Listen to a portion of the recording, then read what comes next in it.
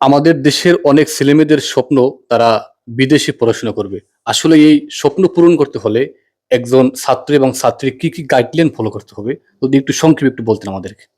একজন শিক্ষার্থী তার যে উচ্চশিক্ষার যে স্বপ্ন, সে স্বপ্ন পূরণ করার জন্য একটা স্টুডেন্টকে যে পদক্ষেপগুলো নিতে হয়, যে গাইডলাইনগুলো নিতে হয়, সেটা হচ্ছে যে তাকে আগে সম্পূর্ণ মানসিক যে একটা প্রস্তুতি, সে মানসিক প্রস্তুতিটা নিতে হবে যে আমি বাইরে উচ্চশিক্ষার জন্য স্বপ্ন পূরণ করব।